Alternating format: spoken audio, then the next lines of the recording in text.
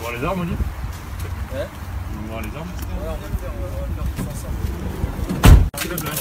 On va le faire tous ensemble. Ok. Comme ça, on sera tranquille, on laisse les culasses à l'arrière. On n'a pas pris les mannequins, du coup. On mettra peut-être du monde là. Sur le photo. Hein? On mettra du monde après. Là, on grille la vide et puis après, on mettra.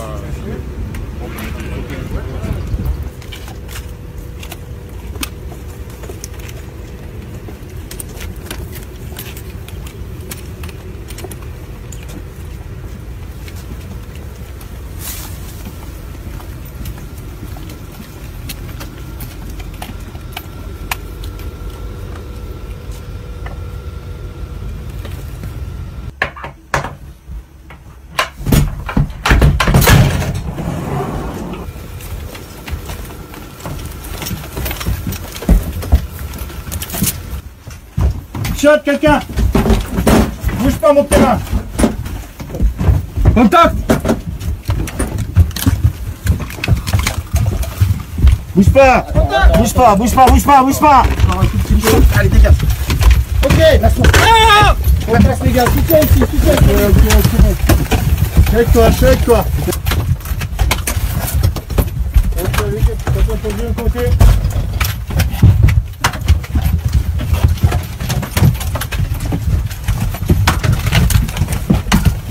Capitaine, quel est le but de l'exercice de ce matin sur ce TGV à Montpellier? Alors le but de cet exercice sur le TGV, c'est d'apprendre un maximum cet espace qui est restreint et qui est compliqué à travailler pour réviser nos méthodes de tactique, nos méthodes d'intervention, et appréhender un maximum en fait des difficultés liées à ce genre de structures qui seront identiques en fait sur les avions, sur les tramways, sur les TGV et différentes structures de ce genre. Qu'est-ce qui est difficile pour intervenir comme ça dans un espace tel qu'un TGV? Dans un premier temps, en fait, le vrai problème, c'est d'entrer en fait dans ce TGV, puisque bien évidemment, il y a des mesures de sécurité qui ne permettent pas d'ouvrir facilement ce genre d'espace. Et ensuite, en fait, c'est l'espace lui-même en fait qui est très restreint. C'est une structure tubulaire en fait. C'est comme ça qu'on les appelle. Donc un espace très restreint. Il va falloir réussir à coordonner en fait l'emploi de chaque opérateur pour travailler bien évidemment en sécurité et puis résoudre la crise qui nous sera présentée, quoi. C'est les exercices que vous pratiquez régulièrement sur les trains? Régulièrement, en fait, on essaie de travailler sur chaque structure tubulaire, que ce soit les trains, les avions, ça peut être aussi les bateaux, ça peut être les tramways. On essaie en fait de temps en temps de remettre à jour nos compétences et nos connaissances aussi de ce genre de structure, puisque bien évidemment la sécurité évolue avec la menace, avec les mesures de sécurité propres liées aux voyageurs. Et bien évidemment, c'est toujours d'anticiper en fait tous les soucis techniques qu'on pourrait rencontrer pour travailler toujours le plus efficacement possible.